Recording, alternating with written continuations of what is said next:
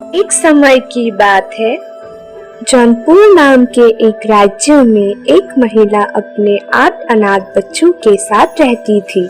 महिला ने उन 8 बच्चों का पालन पोषण बहुत अच्छे से किया था और वे बच्चे भी महिला को अपनी सगी माँ जैसे ही आदर सम्मान करते थे। सभी भाई देखने में बिल्कुल एक जैसे थे, पर कमाल की बात ये थी कि उन भाइयों में अलग अलग जादुई शक्तियाँ थी। सबसे बड़ा भाई रामू तेज गति से हवा में उड़ सकता था। उससे छोटा भाई श्यामू अपने शरीर के किसी एक अंग को गायब कर सकता था। तीसरा भाई राजन अपने शरीर को जितना चाहे उतना छोटा कर सकता था। चौथा भाई लल्लन 7 मिनट तक नदी का पानी मुंह में रख सकता था। पांचवा बेटा रमेश अपने पैर जितना चाहे उतना लंबा कर सकता था। छठा भाई सुरेश का शरीर लोहे जैसा सख्त था। सातवां भाई महेश अपनी सांसें 3 दिन तक रोक के रख सकता था। और आखिरी भाई कल्पेश सिर्फ खास अवसरों पर ही दुनिया के सामने आता था। सुबह 6 बजे उठकर सभी भाई मछली पकड़ने जाते थे। लल्लन सारा नदी का पानी मुंह में भर लेता और अन्य 6 भाई मछलियां पकड़ते थे। सभी ध्यान से सुनो, मैं 7 मिनट के लिए पूरे नदी का पानी अपने मुंह में भर लेता हूँ। तुम सब 7 मिनट में ही मछलियाँ पकड़कर बाहर निकल जाना। ध्यान रहे, 7 मिनट से देर नहीं होनी चाहिए। हाँ भैया, आप निश्चिंत रहिए, हम 7 मिनट में ही मछलियाँ पकड़कर बाहर निकल आएंगे। लल्लन नदी का सारा पानी अपने मुंह में भर लेता है और अन्य 6 भाई मछलियाँ पकड़ने लगते हैं। मछलियाँ पकड़ने के बाद लल्लन सुरेश से कहता है, सुरेश, तुम जल्दी से जाओ और ये सारी मछलियाँ बाजार में बेच आओ। सुरेश जब मछलियाँ लेकर बाजार पहुँचता है तो बाकी मछुआरे उससे कहते हैं, तुम आज फिर इतनी ढेर सारी मछलियाँ ले आए सुरेश। आखिर तुम्हें रोज रोज इतनी ढेर सारी मछलियाँ मिलती कहाँ से है? तुम कोई जादू टोना तो नहीं करते हो ना भैया? जरा हमको भी तो बताओ। हैं? भैया, तुम भी कल नदी किनारे आ जाना, तुमको भी मछलियाँ पकड़वा दूंगा। सुरेश घर जाकर ये बात अपने परिवार वालों को बताता है। अगले दिन सुबह सभी मछुआरे नदी किनारे पहुंच गए। बस लल्लन ही नदी किनारे गया और बाकी 6 भाई घर में ही थे। लल्लन ने सबसे कहा, ध्यान से सुनो तुम दोनों, मैं 7 मिनट के लिए पूरे नदी का पानी अपने मुंह में भर लेता हूँ। इतनी देर में जितनी चाहे उतनी मछलियाँ पकड़ लेना। मैं इससे ज्यादा देर तक अपने मुंह में पानी भरकर नहीं रख सकता। हाँ हाँ भैया, हम 7 मिनट में ही मछलियाँ पकड़कर बाहर निकल आएंगे। 7 मिनट से 1 सेकंड भी देर नहीं होगी, तुम निश्चिंत रहो सुरेश। लल्लन नदी का सारा पानी मुंह में भर लेता है और दोनों मछुआरे मछलियाँ पकड़ने में व्यस्त हो जाते हैं। मछुआरे मछलियाँ पकड़ने में इतने व्यस्त हो जाते हैं कि 7 मिनट कब हो जाता है उन्हें पता ही नहीं चलता। वही ज्यादा देर होने के वजह से लल्लन का दम घुटने लगता है और मजबूरन लल्लन को पानी वापस नदी में छोड़नी पड़ती है। दोनों मछुआरे डूब के मर जाते हैं। ये बात पूरे राज्य में फैल जाती है। मछुआरों के परिवार वाले राजा से शिकायत करने जाते हैं। क्या ये लोग जो बोल रहे हैं वो सच है? हाँ महाराज, ये सच बोल रहे हैं, पर मैंने उन्हें पहले ही कह दिया था कि मैं 7 मिनट से ज्यादा अपने मुंह में पानी भरकर नहीं रख पाऊंगा।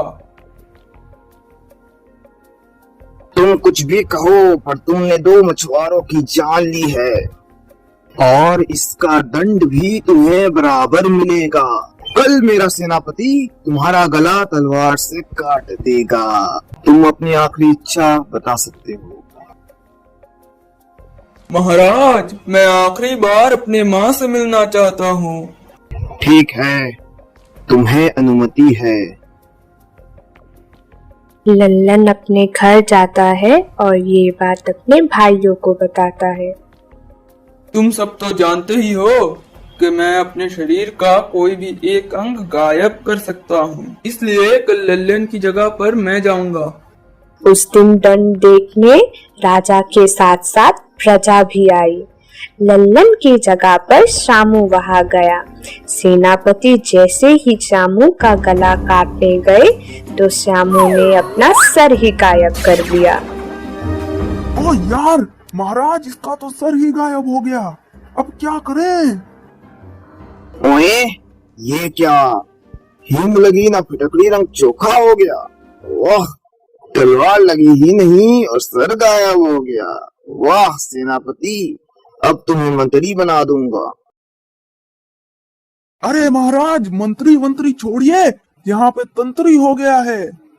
मामा, मेरा मतलब कि इसका तो सर ही गायब हो गया। क्या? कोई बात नहीं, कल इसे नदी में डुबाकर मार दिया जाएगा। तुम्हारी कोई आखिरी इच्छा है तो बता सकते हो। महाराज, मैं मरने से पहले एक बार अपने परिवार से मिलना चाहता हूँ। ठीक है, तुम्हें अनुमति है। श्यामू घर जाता है और अगली सजा के बारे में अपने भाइयों को बताता है। भैया, मैं अपने पैरों को जितना चाहे उतना लंबा कर सकता हूँ, इसलिए कल आपकी जगह पर मैं जाऊंगा। अगले दिन रमेश नदी किनारे जाता है। जब रमेश को नदी में डुबाया जाता है तो वो अपने पैर को लंबा कर लेता है और वो नदी में डूबे बिना उसे पार कर लेता है। बस बहुत हो गया, कल तीर मार के इसकी मृत्यु कर दी जाएगी। तुम अपनी आखिरी इच्छा बताओ।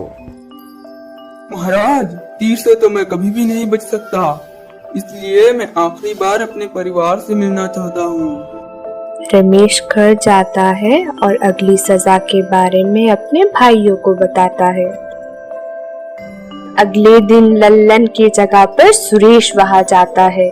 सेनापति जैसे ही सुरेश पर तीर चलाता है तो सुरेश अपना शरीर लोहे का कर लेता है, जिससे कि तीर उसका कुछ नहीं बिगाड़ पाती।